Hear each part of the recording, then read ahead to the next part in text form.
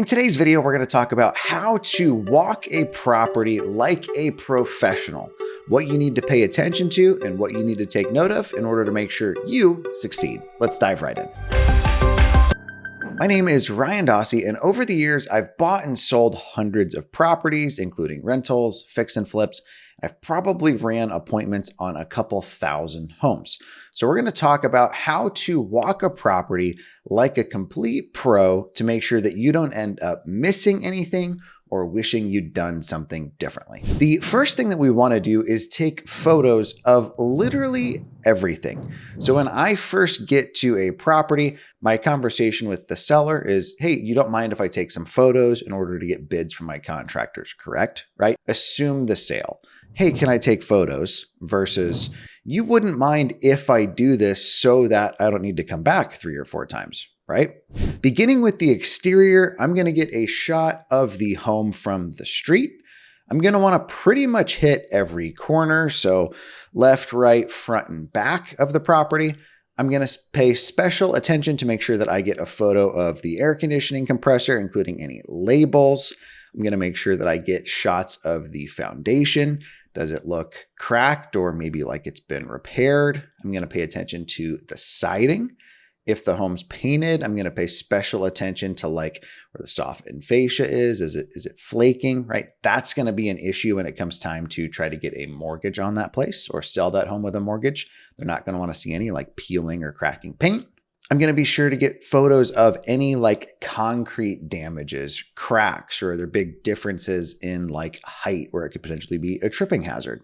If the property has brick, I'm going to pay attention to any areas that look like it might need like a touch up in tuck pointing or where it's cracked or maybe falling apart. If the property has aluminum siding, I'm going to look for like dents or lines or rock marks in it. If it's got vinyl siding, I'm going to look for holes, right? Weed eater kicking up rocks. I want to pay attention to, does the property have gutters on the home or is it going to need gutters? On my downspouts, do they just terminate right at the foundation? If I have a basement that's having water issues, that might be why. So I'm going to pay attention to, does the water need to be pulled away from the property? I'm also going to do my absolute best to get a picture of the roofing. And if it's a shingle roof, how many layers does it look like are built up?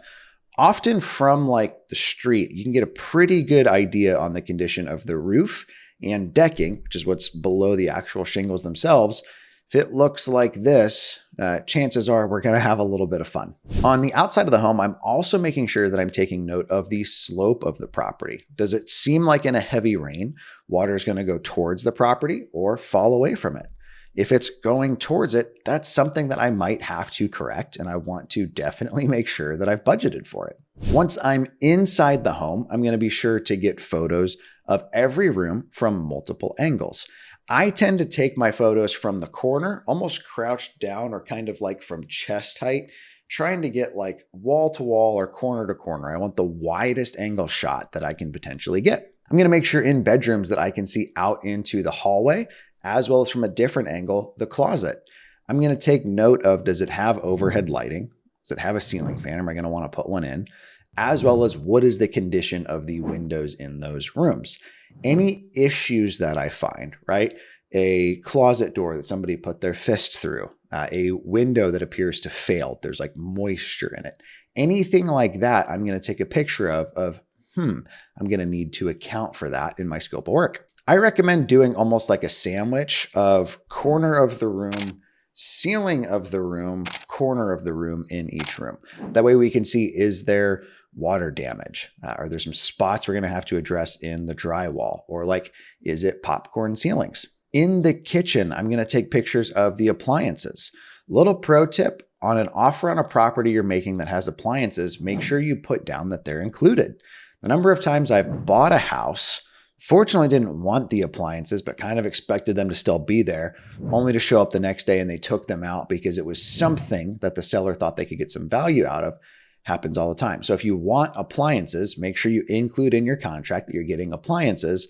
Otherwise, you're going to be spending probably a couple extra grand that you hadn't budgeted for to replace them. I'm also taking photos of the outlets in kitchens and bathrooms. Are they GFCI where they need to be or not?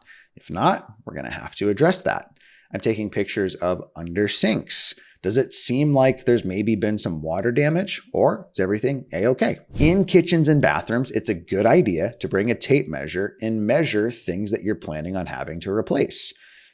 How many cabinets do I need? What length of those? What size bathtub was here? How much space do I have in this area that I'm going to try to fill with something? Inside the home, I'm also making sure that I'm getting photos of things like the water heater. How old is it? As well as the furnace. What sort of shape does it appear to be in? Take a picture of the thermostat if the air conditioning's on. What's it set to? And is the system keeping up or not? If the property is on a crawl, I recommend that you either get an inspection done or get in the crawl. When you go to sell that home, somebody else is going to. I personally don't like being surprised about a property that I already own. I would like to know, like, hey, your crawl space has mold in it before I buy the house, so I can budget for that, versus, oh my gosh, my crawl space on this house needs a ton of work done to it. In basements, I'm looking for things like cracks in the foundation, if it smells or feels damp, if there's any like mold or like biological growth, if it seems like there's water intrusion. I'm taking a look at like, are there any walls that appear to be bowing or caving in? A good way to do that, get on the side of one wall and just take a shot going down it. Does that look smooth, or does it, look like it's going like this? If you've got a bowing foundation and water's terminating directly at the side of the house, you probably have a problem on your hands. I also treat basements similar to how I treat the rest of the home, in that I want multiple photos from multiple angles, including of the ceiling as well as the ground, so that I can realistically almost stitch that together in like a 360 view of what did that area look like. The second thing that we want to take note of while we're at the property is really what our scope of work is going to look like. That's why I advise measuring some of those things that you're going to need measurements for. What size fridge do we need, right? How much room do we have for a dishwasher? What size tub will fit? How many feet of cabinets are we going to need? How much tile would we need to order for the bathroom or the kitchen, for instance? It's important to have a detailed understanding of what we're going to want our scope of work to look like, so that way when we're writing it out, we're actually getting the type of remodel that we'd envisioned when we were there. Noah and I once did a beautiful 5-unit in like kind of a trendy downtown area in a smaller town. It was this beautiful kind of on a hill, very stately looking property. And one of the things I loved, there was some old stained glass and there was some old leaded glass. It was a very unique, very cool building with very high ceilings and large units for this apartment. If you tell a contractor, hey, just paint the room, there's a lot of variables to that, right? Versus, hey, we're going to be painting just the walls, so I want you to tape off the trim and the ceiling.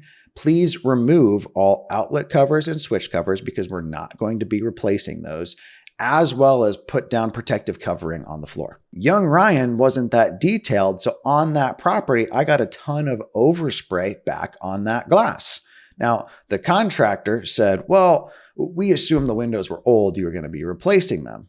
Well, I didn't tell you that though, so you now get to go try and clean this glass off. Spoiler alert, it never looked as good as it did before they painted it. I want you to take that level of intentionality to all of the rooms that you're looking at. Hey, in the master, there's no overhead lighting. We're going to need to install overhead lighting.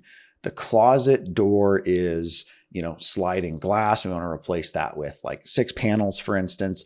And by the way, all of the outlet covers are kind of an old yellow or wood color. Let's plan on replacing those. We want to take that level of intentionality to each room when we're walking properties. In my brain, it used to just be like, well, I need a new bathroom. Well, what does that mean? What do I have to remove first? What am I demoing, right? If there's tile in the wall, am I taking all that out, or am I just replacing the tub? How much tile do I need? What color? What do I want my vanity to look like? Do I want dual sink or a single sink? Is there going to be any storage or not? The more clear you are on your property walkthroughs, the more clean your scope of work is going to be, the more dialed your final product is going to end up. The third and last thing that I like to do is either record a video narrating my thoughts, or do like a voice demo when I'm back in my vehicle. Hey, floor in the kitchen felt a little soft. Those kinds of notes. When you walk a property like a pro, it allows you to sell the place sight unseen if you share that information with other interested parties. Also makes it where you can write really clean, detailed scopes of work for your subcontractors. And lastly, it gives you great content for before and afters. The amount of times I got done with a place and realized, dang it, I wish I had taken blank beforehand was just too many times. Thank you guys for taking the time to hang out with me. Again, my name is Ryan Dossey. If you haven't already, be sure to like and subscribe. That helps us reach more folks like you. And good luck walking your next property like a pro.